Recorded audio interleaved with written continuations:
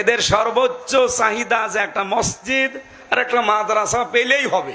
আল্লামা তকি ওসমানীর সামনে পৃথিবীর কোন ঘরানার কে দাঁড়াবে? মুফতি আব্দুল মালিক সাহেবের সামনে এই দেশের কোন ঘরানার কে দাঁড়াবে? মুফতি মিজানুর রহমান সাইদ সাহেব, তার সামনে আপনাদের ঘরানার কয়জন দাঁড়ানোর মতো আছে? নিয়ে আসেন। আমাদের ছাত্রের মতো রেজাউল করিম আবরার, তার সামনে কয়টা দাঁড়াইতে পারবে? আমাদের ছাত্রের মতো মাওলানা আরিফ বিন হাবিব, কয়জন দাঁড়াবে তোমার?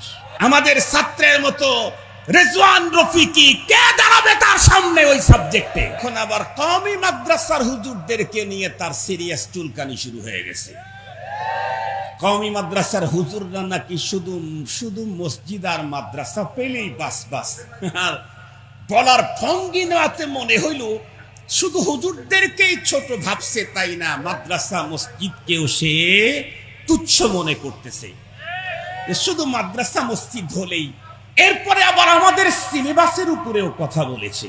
কত বড় সাহস ওই বক্তার, যে বক্তা আমাদের ছাত্রের সামনে 10 লাইন যে কোনো কিতাব থেকে পড়ার যোগ্যতা রাখে না। আমি চ্যালেঞ্জ করলাম,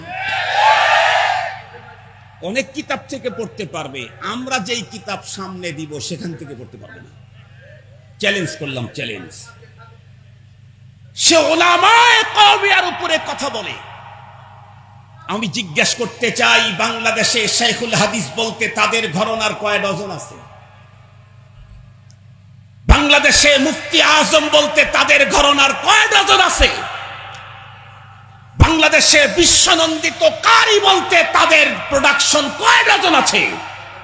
বাংলাদেশে বিশ্বমানের হাফেজ বলতে তাদের প্রোডাকশন কয় ডজন আছে? কথা বলেন না কেন? কথা বলেন না কেন? কাদের ব্যাপারে আপনি বক্তব্য দিচ্ছেন? ক্ষমতার স্বপ্ন দেখতেছেন। ক্ষমতায় থেকেই আহলুল্লাহদের বিরুদ্ধাচারণ করে পালায়া যাওয়া লাগছে। আপনারা ক্ষমতার স্বপ্ন দেখেই এই জাতীয় কথা বলেন। ক্ষমতায় থেকেই আহলুল্লাহদের বিরুদ্ধাচারণ করে পালিয়ে যাওয়া লেগেছে। এখন অনেকেই তাদের সমর্থকেরা বলে, হুজুর সবচাইতে বড় ভুলটা ছিল উলামায়ে কেরামের বিরুদ্ধে অ্যাকশন নেওয়া, এখন বলে। আর আপনারা স্বপ্ন দেখেই ঘাট ধরে বের করে দিতে চান, আবার বলেন মাদ্রাসা মসজিদের 4 দেয়াল পর্যন্তই আমরা। আপনি কতদূর, কোন দেওয়াল পর্যন্ত গেছেন? কোন দেয়াল পর্যন্ত গেছেন? আপনাদের লোকেরা আজকের পৃথিবীতে কোন দেশের রাষ্ট্র পরিচালনা করছে? উলামায়ে কওমিয়া আফগানিস্তানে, উলামায়ে কওমিয়া কওমি মাদ্রাসার তালেব ইলমরা পৃথিবীর সর্বশ্রেষ্ঠ রাষ্ট্র কায়েমের নজির কায়েম করেছে। পৃথিবীর সবচাইতে শ্রেষ্ঠ উন্নত মানের, এত অল্প টাইমে একটা বিধ্বস্ত দেশটাকে এত উন্নতি করার ইতিহাস পৃথিবীর মধ্যে নেই। আপনি হুজুরদেরকে কি চিনলেন? উনি নাকি আবার কওমি মাদ্রাসাও পড়ছে। কি চিনলেন আপনি? কম পক্ষে কোরআন হাদিস ফতোয়া এই জাতীয় বিষয়ে আজও উলামায়ে কওমিয়ার সামনে আপনার গ্রুপের লোক কেন সারা দুনিয়া দাঁড়িয়ে 1 নম্বরে যাওয়ার সাহস করবে না? কথা বলেন। আজও আল্লামা তকি ওসমানীর সামনে পৃথিবীর কোন ঘরানার কে দাঁড়াবে? মুফতি আব্দুল মালিক সাহেবের সামনে এই দেশের কোন ঘরানার কে দাঁড়াবে?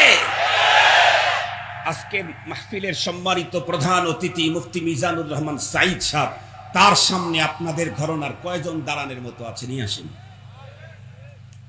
এই তো বললাম উপরের গুলা, নিচেরটা বলবো। আমাদের ছাত্রের মতো রেজাউল করিম আবরার, তার সামনে কয়টা দাঁড়াইতে পারবে? আমাদের ছাত্রের মতো মাওলানা আরিফ বিন হাবিব, কয়জন দাঁড়াবে তোমার?